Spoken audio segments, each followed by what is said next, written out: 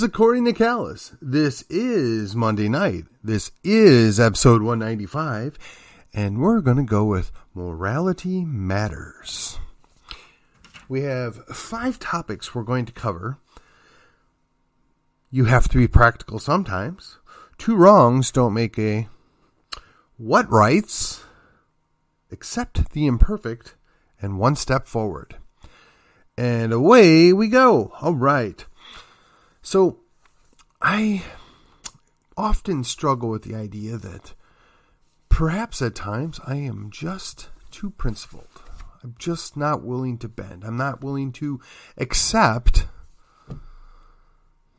something that's not the ideal. Now, I often have to accept that which is not ideal because that's life. You have to take what you're dealt, if you will. It's frustrating, but you have to be practical. You end up with a result that you didn't desire, but you have to make the best of it. You have to work with what you've got. In case you haven't figured it, I'm talking about the primaries and the outcome. And it's not just the primaries. It is just the way it goes sometimes. It's just a practical matter that you cannot win at times. Now, that doesn't mean that it's a loss. And what do I mean?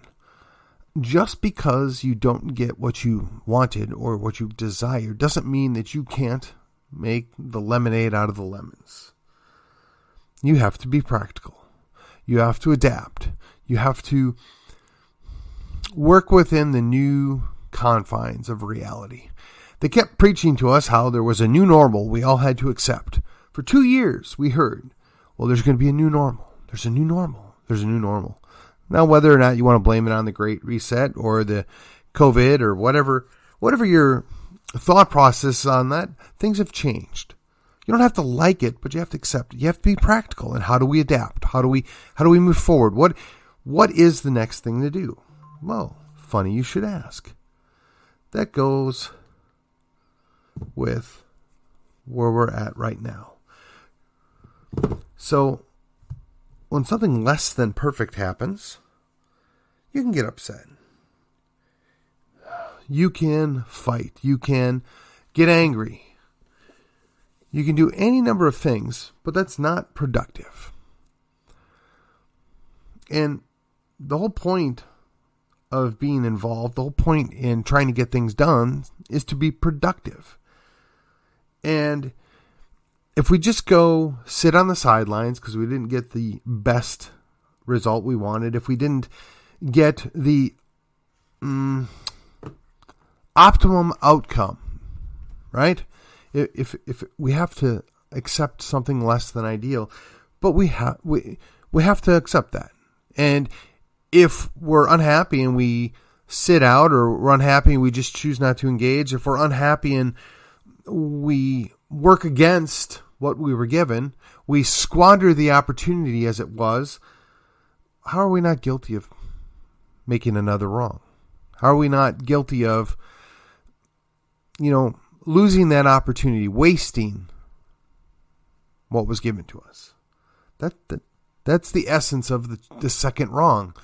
The first wrong being that you had to settle for something that was less than ideal, meaning that was something that you feel was a wrong, right? But to then, fight, to squander the opportunity that you were given, that's the second wrong. Now, I think back, when I was a child, this was, a common result. Not just me, but many children I knew. They didn't get what they want. They had their temper tantrum. They sat out and they missed out on what opportunity was presented to them. What I'm suggesting is this is a direct outcome of being practical. You don't go and do something more negative. You don't do something that only makes matters worse, if you will. Again. And this falls directly into the idea of our job. The whole point of government is to protect individual rights, right? To safeguard the populace to ensure God-given rights are protected. And if they're not going to do that, they're failing. They're the problem. Now, I've covered this in a number of books I've reviewed. I've covered this in a number of different episodes. This is a reoccurring theme, right? If government's not going to do the job they've been given, then what's the point?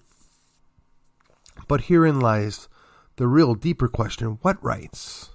And what priorities? I mean, are we talking about negative rights or positive rights? Are we talking about essential rights or plenary or secondary rights? Are we talking about the idea of, well, I want to be able to do whatever I want to do without consequence? Well, that's more of like a permissive attitude. That's more of a libertine attitude. Not that there's anything entirely wrong with that, but the idea of liberty is you have freedom, but you also have responsibility. You have the wisdom to temper and not do the things that you maybe could because they're not necessarily good. The idea that Paul touches on is, all things are permissible, but not everything is good for you, right? Not a positive outcome, if you will. So we have to examine what are the priorities, what are the rights that matter most, what is it that we're really concerned about. And that, of course, means that we have to accept the imperfect. Now, I'll give you a good for instance. In the political realm, many of us had to accept Donald Trump. He was imperfect. In fact, I would say he was very imperfect, but he did a lot of good things. So we accepted that. We worked with it. We didn't squander the opportunity.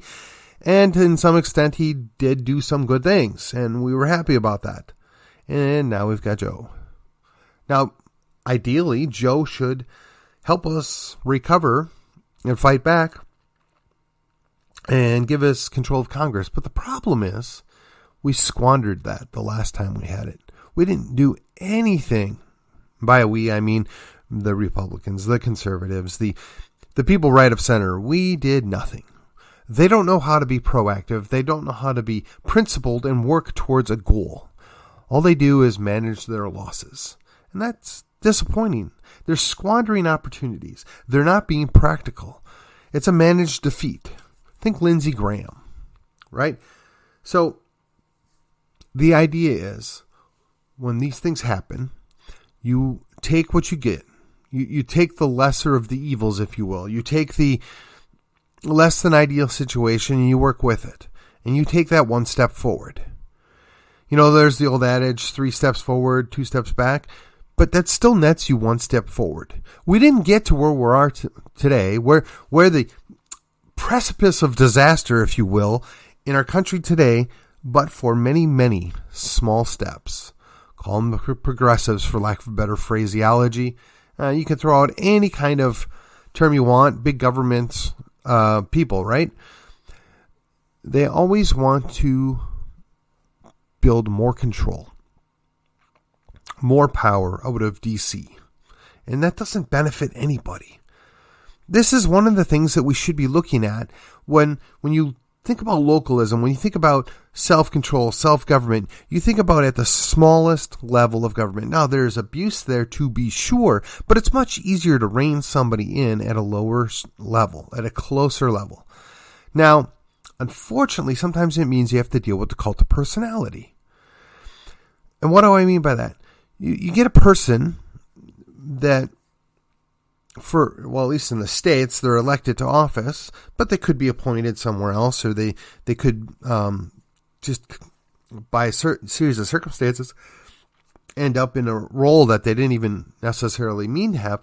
But based upon personality, by presence, by whatever, they build up a cult of personality. They have a loyal following where those people just don't question anything they're doing. Now, that sometimes can be good. Most of the time it turns out to be bad because those people actually believe their own stuff after a while and they start to do things without regard of how it affects everybody else. But that's much easier to deal with at a lower level. But it has to be dealt with and dealt with effectively. And the question is, how do you do that? The answer is, we shall find out. The answer is, it's different for every situation. The answer is, you have to work. You have to show up. You have to do the basics, and you have to do them well. It's very easy to run against something. It's very easy to work against something, but when you're working for something, that's more impressive. That's a positive outcome. That is being productive. That is making that one step forward. Now, our enemies, for lack of a better term, have been very good in being destructive and taking things apart and pulling things down. That doesn't benefit anybody long term, but it gives them their goal. It gets them their opportunity to get more power. It gets them more access, more control. And unless we actively work to disrupt that, they gain more and more power and control, and they become stronger and stronger over time. They become more difficult to dislodge. It becomes more challenging to slow them down. And especially when you're dealing with the cult of personality, the stronger they get, the more sure that they're right, the more sure that they ought not be questioned, the more sure that they know what's best becomes ingrained into everybody. But you don't overcome that overnight. You have to show that, one, you're willing to stand. You have to hold your ground. You have to be able to articulate your values, your rights, your accurate opposition, but not just be against, but be for something. So whenever you're involved in a political thing, that's very easy. It's typically easy to articulate good and bad, right? Right, wrong, evil, and not evil, right? But when you're dealing with things that are less obvious, that are less direct, you have to be able to think 2 and 3 steps forward. You have to look at, what is the end goal here? You have to look at, this is where we are. What is their desired outcome? And you have to be prepared to deal with that. And that is something that our people have not done well. That is something that I could do better. That is something that we've been lacking on for a century. Our opponents, the other side, those that would have us turn into a socialist paradise, right? Those that would desire to reset the world into their own image, have been working methodically towards this for at least a century. Some would say 2. The idea being is that every little step forward is success in their eyes. They don't expect to get it all at one time. They expect that at the end of the year or at the end of the decade, they can see the improvement in their own eyes of what they wanted. But we don't do that. And I would guess that probably 30% of our people are actually in on the ploy. They're there to make a show out of fighting it. They're there to slow the process down so that it's palatable to the rest of us. But I got to ask you, with what we've seen in the last 2 years, have you not noticed where we've gone? Could you imagine in the year 2018 any of this? Could you imagine that we would be grateful to be able to just go to the store without being hassled? Could you imagine that people would be concerned about putting a business out of business because they don't support the right cause? Now, there's always been a small percentage of people that would have been on board with that nonsense, but ideally, you're free to associate with those you wish to associate with and do business with those you wish to do business with. But for whatever reason, we don't like that. We don't feel that it's enough. You know, they talk about the ESG. Now, if you don't know what ESG is, you need to go look it up. I'm not going to tell you. But it has to do with environmentalism, socialism. And some have other ways of explaining that, but I'm just giving you a hint. Go look it up. Take the time and see if you see these things being implemented across the board. And what do you think that means for the rest of us? It was a great stride forward, we thought, for freedom, for liberty, when something like Bitcoin was out and about, and it was going to be free from control and give power to the people. But did you really think it wouldn't be co-opted? Did you really think it wouldn't eventually come under control of those that seek to control everything? Do you really want to go to a cashless society? No, I mean, we all use bank cards every day, but we don't think too much of it because there's an actual currency that gets moved from hand to hand on occasion. It's convertible to green dollars or coins, so nobody really pays a whole lot of attention to it. But if you go to a full cashless society and somebody just makes a few clicks on that keyboard and you don't have access to any of your money. Did anybody even consider that? Did anybody even look at that possibility? Go back to 2018. I'm going to guess most of us would have never, ever given it a thought. Now, there are some futurists out there. There are some people that I've listened to, more so in the past than recently, but they were spot on. They saw this coming. They knew it would happen. They even warned about it. But they also accepted that that's the direction things were going. There was very little we could do about it. But they had practical advice on how to deal with it. They had practical ways to adapt your life so you could not be easily controlled by this. And I'd only wish that I was in a position to better follow the recommendations, to follow their lead. Though I'm a lot closer now, I fear it may be too late. It's never too late, they say, until it is. So let me ask the rhetorical question, when will it be too late? Oh, that's a very good question. I don't know. But again, one step forward. One step towards the goal. If you can just accomplish that each and every day or each and every week, eventually the goal gets closer and closer. Now, I've listened to a guy named Jack for a long time, and his idea is based off the concept, if you're not growing, you're dying. He says, if you're not expanding liberty, you're losing liberty. And I'm paraphrasing. So if we're not expanding or growing our liberty, we're losing it. Now let me ask you, in your own life, in your own operations, have you grown your personal liberty? Have you expanded your own resiliency? Have you taken a step forward to your own independence? That is the question. Now, guys like me, we spend a lot of time worrying about government interfering with reducing it or limiting it. We don't always spend a lot of time thinking about how do we personally improve that situation. I'm trying to work at doing both. I got to tell you, it's a challenge. It's a challenge to be able to stay focused on two different things, ultimately wanting the same goal. Going back to the idea, you have to be practical sometimes.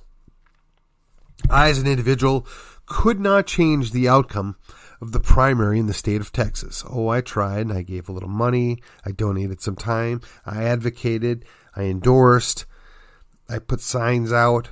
I did all the things that we're supposed to do as a bare minimum. And it didn't change the outcome. Now, you can get into the reasons why it didn't change the outcome. You can go just with the simple, the people didn't want it, to the more nefarious, well, of course, they worked against you and cheated. I don't know where it is on that continuum. Quite frankly, I don't care. What's done is done. We've made the choice as the state of Texas, and we're going to go forward. I can't fix it, but I am going to be concerned about how do I protect the rights that matter most? How do I defend liberty? But in addition to defending liberty, I accept that I've got imperfect people and that I have to work with what I've got. And every day I take, even if it's a baby step, forward in protecting my individual liberty and protecting my family's liberty, in looking at how can I be more resilient, more independent? How can I protect my family long term? I'm in the middle of a pivot. pivot is not backing out of what I'm doing politically. I think that would be a mistake. I think there's a whole lot of people that would be a whole lot less aggressive in defending liberty than I am. There's a whole lot of people that are a lot more apologetic for bad policy and lethargic in response. I am neither. But on the flip side, now I have to look at how can I better prepare for a situation that is sooner or later going to be way beyond my control. I might be able to fight back and defend my little niche of Collin County or all of Collin County. We may be able to slow the progress of the progressives, but how do I actively increase? How do I actively make it better for my family and I, for my little community I belong to? And that's the challenge. So I have to play defense in the political realm while I'm trying to play offense in the independence realm. And that's the pivot. For so long, I've criticized my fellow political people and always playing defense, having no offense. And we still really don't have an adequate offense. I mean, we're going to run the imperfect candidates, right? We're going to run the people that are going to be less bad than the Democrats. And we're going to have to be okay with it. But what else can we do? We put all we could into the primary to getting the best candidate in there that we possibly could. But now that we have to accept our choices, we have to accept the less than ideal. What else can we do? Where else can we go? How can we best make a step forward? That is the pivot. That is the decision. What can we do next? So I'm now 195 episodes into this little odyssey I started about a year ago. Now there's a half a dozen or a dozen episodes that are separate, not labeled by a specific number. And I did that on purpose. I've done some fun episodes. I've done, some forums. I've done some interviews. I'm looking at having another interview at some point this week. But as I hit episode 200, as I'm looking forward to the new direction, I've retooled the idea in my head multiple times since December of last year. What is it that I want to do? What is it I'm looking to accomplish? Now, Chris Ann Hall, she does a teach show. She does an excellent job of educating people. Tom Woods, he does both an interview and an educational show. He spends an enormous amount of time talking to people and ferreting out ideas and going down a trail of better understanding things, most definitely in a libertarian vein, but specifically in just understanding an issue and how there is we'll call it a libertarian answer for it, or a liberty answer for those of you that are put off by that. And then Brian McClanahan, I really, really enjoyed his. His is also a teach show. I mean, the guy's got a PhD in history. He spends a lot of time talking about the proper application and proper understanding of history as it happened, fully acknowledging there's lots of nuance. There's lots of messy things that have occurred, and what we're being told and what we're being taught is far from the whole truth, both before and now. And I really have enjoyed the plethora of shows coming out of the FLF network. That's Fight, Laugh, Feast. Look, I even went so far as to bring in a guy from the Cross Politics show. He's going to come visit us on all days, St. Patrick's Day, right here in McKinney, Texas. And we're going to talk about basically God and government. What is the proper role of government in our lives, both in your family, in your church, and in the government, right? The state, if you will. Talking about what was set up. All of that feeds into the idea of expanding your mind, giving you a better understanding, wrapping the world into a package that can be understood by the basic person. The person doesn't have the time to go get a PhD. The person doesn't have the time to go get, a lawyer's education. The person that doesn't have the time to study economics for years on end for fun. The person that doesn't have their, master's in theology or whatever.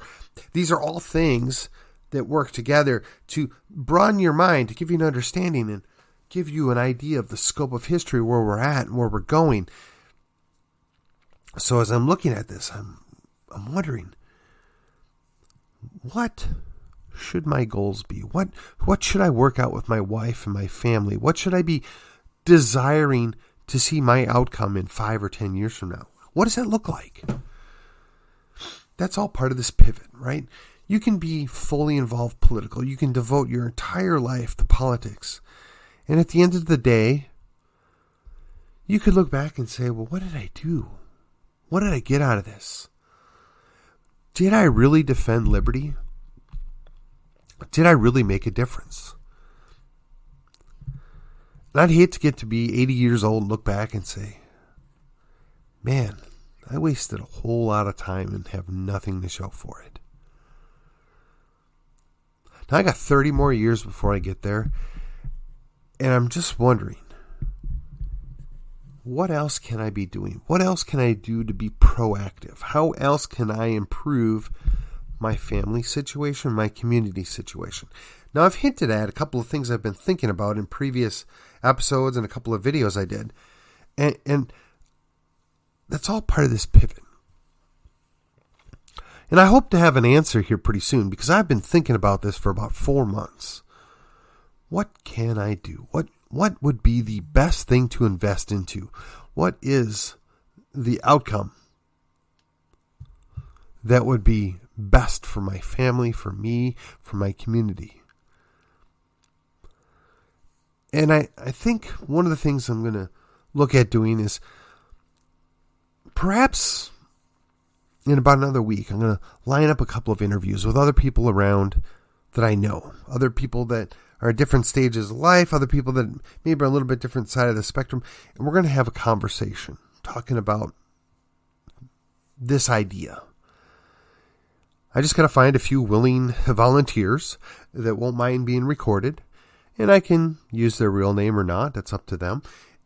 And I think that'd be really interesting shows to put out and give us an opportunity to have a dialogue as opposed to my monologue. I'm sure at the end of 25 or 30 minutes, it can be quite tiring listening to me. I recommend paying at least 1.5 speed, but nevertheless, we must go forward. The idea I brought up at the beginning when I mentioned the episode name, Morality Matters. It's not so much that morality matters, it's the matters. What are the things that you can be doing? How do you invest in your own personal morality? Now, for me as a Christian, it's quite clear, these are certain things that are outlined. This is what we're taught. This is the biblical answer for these things. And for me, it's been consistent since I was a kid. But not everybody's in the same place. And I have to allow some freedom for people that, didn't come from that background, that don't necessarily aren't there yet. I want to have that dialogue. I want to have the open discussion of, well, how do we protect liberty? How do we do this in a way that we're also protecting things that I would call right? What do we agree upon are rights? This is the thing that I want to look in. I want to spend some time, maybe a month or two, and then that'll be all part of this pivot as to how do we do better? How do we go forward? 195 episodes in, and that's where I'm at. And I ask you, if you think this was worth your time, share the show, like the show, put a comment on it. I guess you can even rate it. Send me a text, send me an email. It's not that hard to do that. I'm really interested in see what you think. I'm closing in at 5,000 downloads. I didn't really see that happening as few as 30 episodes ago, but we're there. We're almost there. It's a very interesting time we live in. And there's a direct conflict going on in our society around us. I know what side I'm on, and I'm really curious to see where we can come through on the other side. So join me. With that, this is According to Callus, and I will see you on the other side.